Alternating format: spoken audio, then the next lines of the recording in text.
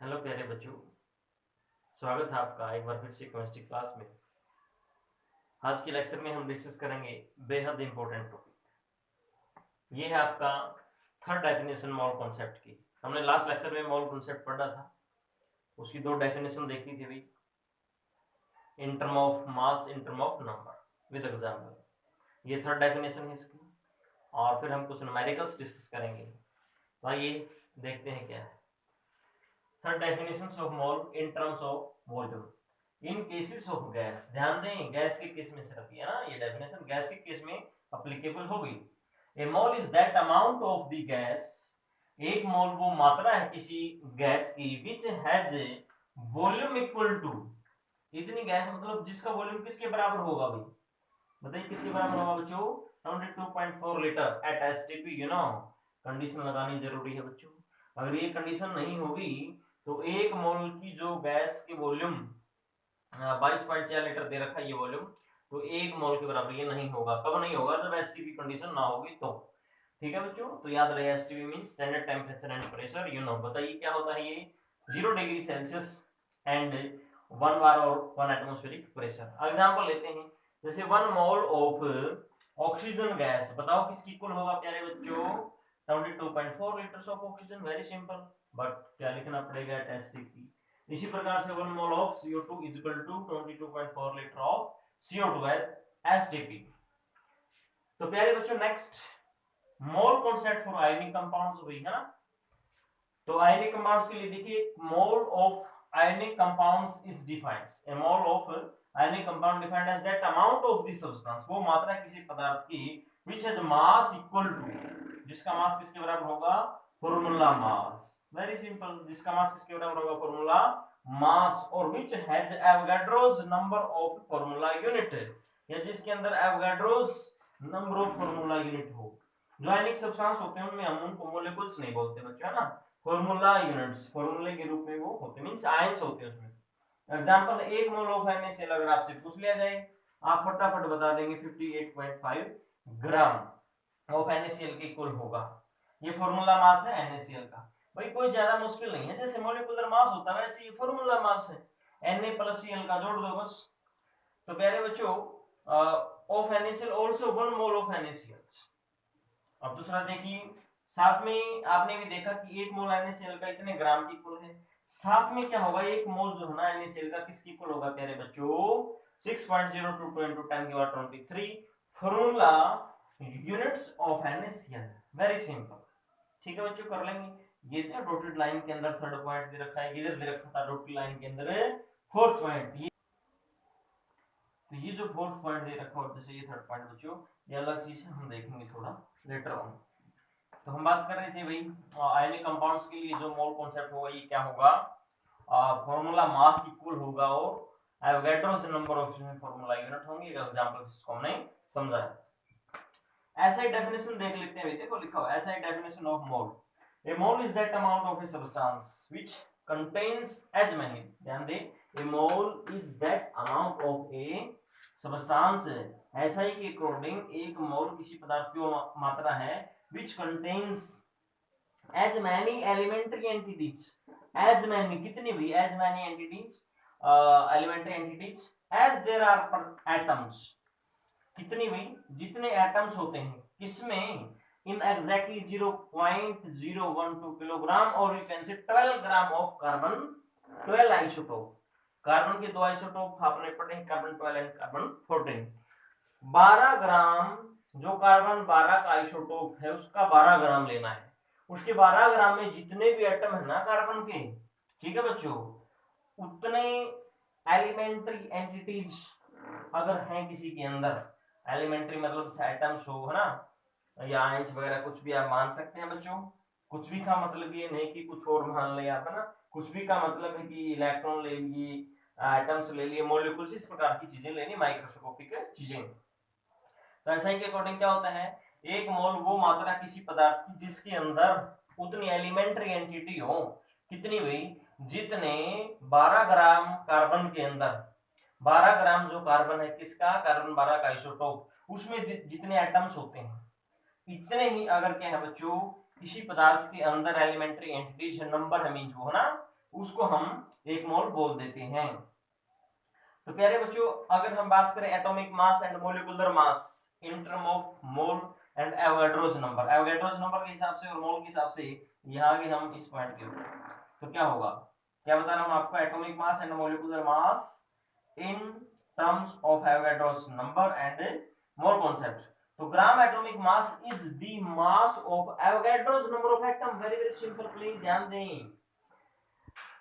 ग्राम atomic मास क्या होता है भाई, ये मास है किसका, एवोगाड्रोस नंबर ऑफ एटम्स का। एवोगाड्रोस नंबर ऑफ एटम्स कितने होते हैं, एवोगाड्रोस की वैल्यू क्या थी, 6.022 into 10 की पावर 23, मतलब 6.022 into 10 की पावर 23 एटम्स का जो मास होगा ना, वही क्या होगा, ग्राम एटॉमिक मास।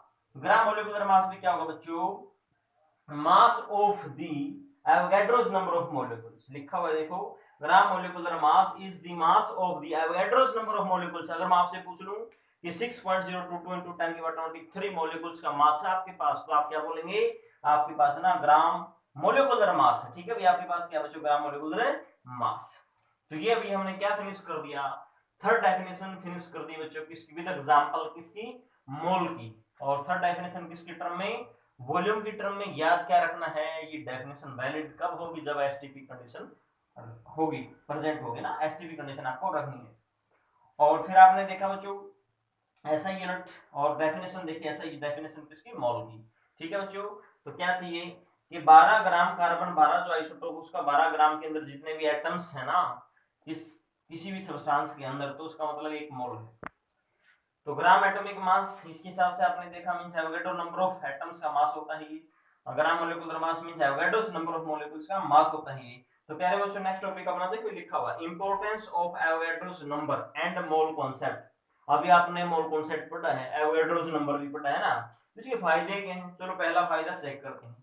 इंपॉर्टेंस है first, in the calculation of mass of a single atoms और a single molecules of a substance. किसी पदार्थ के एक सिंगल एटम का मास चाहिए आपको, सिंगल का, ठीक है, या फिर किसी सिंगल मॉलिक्यूल्स का मास अगर आपको चाहिए प्यारे बच्चों, तो किसके पास आपको जाना पड़ेगा, किसकी मदद चाहिए आपको, मोल कॉन्सेप्ट। इसमें बहुत सारे अच्छे अच्छे न्यूमेरिकल्स हम करेंगे नेक्स्ट लेक्चर के अंदर। ये थ्योरेटिकल पोर्शन अच्छे से थोड़ा लर्न करने की कोशिश कीजिए प्लीज आप।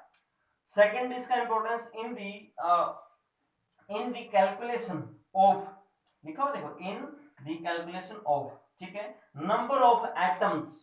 ध्यान दें ऊपर, तो क्या देखा था आपने यारे बच्चों, ये एक सिंगल एटम या मॉलिक्यूल्स का मास निकाला था। इसमें क्या है कि भी कोई भी सब्सटेंस दे दिया आपने, देखो गिवन सब्सटेंस है, एसयूवी सब्सटेंस है ना, कोई सब्सटेंस दे दिया 10 ग्राम 20 ग्राम 50 ग्राम 200 ग्राम, ठीक है बच्चों, 5 ग्राम 2 ग्राम 1 ग्राम, तो उसके अंदर कितने मॉलिक्यूल्स हैं या एटम्स हैं। In the calculations of number, देखो ये लिखा हुआ है, ये नंबर है ना, नंबर ऑफ एटम्स और molecules in A given substance, given amount of a substance. कोई मात्रा दे रखी किसी पदार्थ की, उसमें आपको क्या निकालना है, तो क्या निकालना है, एटम्स कितने या मॉलिक्यूल्स कितने, है ना।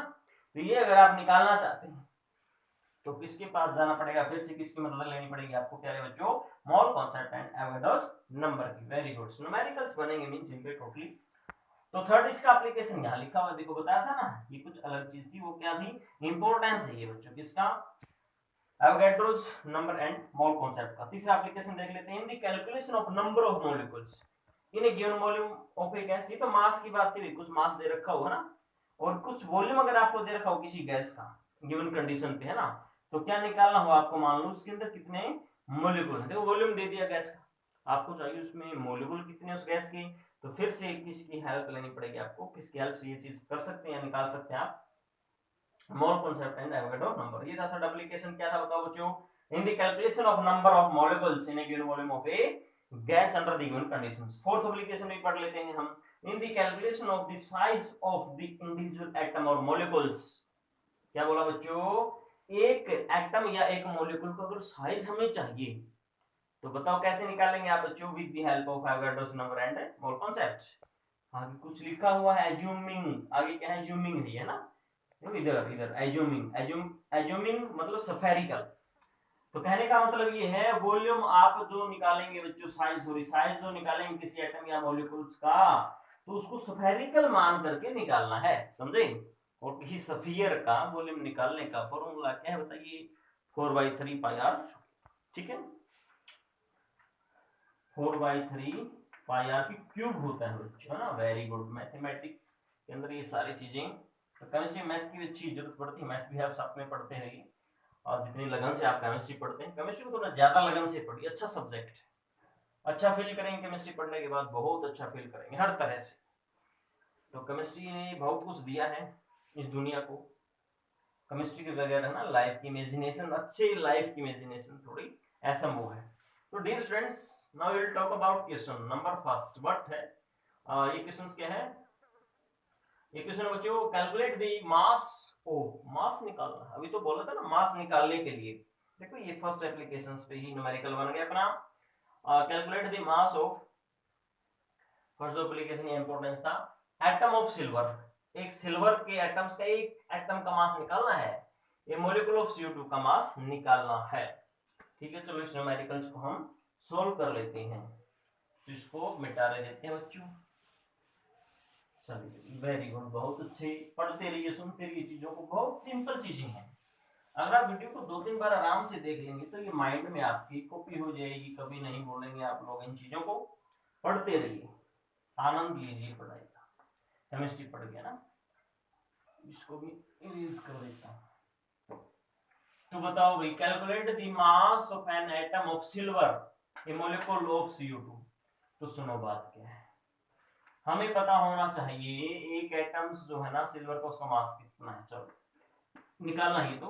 Ag का एटॉमिक मास होता है प्यारे बच्चों 108 U, यूनिफाइड मास, या फिर आप इसको इतने ग्राम बोल सकते हैं प्यारे बच्चों, या एटॉमिक मास ऐसा कुछ बोल सकते हैं। चलो ये इसका मोलर मास क्या है बताओ?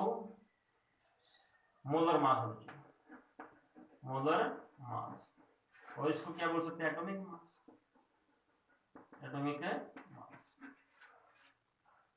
तो ये इसका मोलर मास हो गया। तो एक एटम का मास कितना होगा?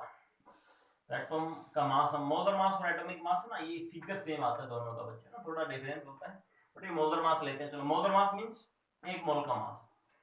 तो एक मोल में क्या होगा? 1 मोल ऑफ Ag। बताओ क्या है बच्चों, मैं मोल की डेफिनेशन अप्लाई कर देता हूं यहाँ पे इन टर्म ऑफ मास। तो इसका मतलब 108 ग्राम ऑफ सिल्वर हो गया ये ना, of Ag। In term of number अगर आप डेफिनेशन अप्लाई कर देंगे क्या बनेगा बताओ? 6.022 into 10 की power 23 atoms of Ag means silver, Ag हो जाएगा ना ऐसे। चलो Ag हो गया, Ag बोले तो सिल्वर। तो ये हमने अभी मोल की हेल्प ली इस न्यूमेरिकल को सोल्व करने के लिए। मैंने कैसे हेल्प ली? एक मोल माना Ag का, तो मोल कॉन्सेप्ट के अकॉर्डिंग ये किसके इक्वल होगा? इसके एटॉमिक मास के बराबर होगा, इतने ग्राम ऑफ सिल्वर।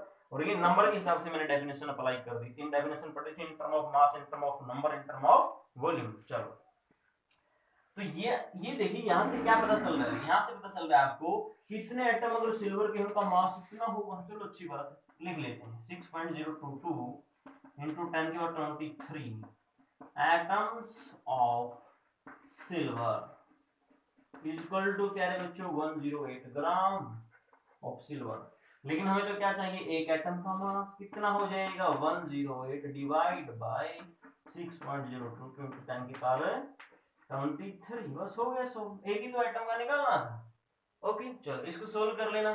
सोल्व किस प्रकार से करेंगे? कुछ ऐसा 6.022 इनटू बच्चों पावर ऊपर जाके माइनस की हो जाएगी, नीचे प्लस की। चलो ये तो हो गया आपका पहले वाला। अब बात हम कर लेते हैं CO2 का भी।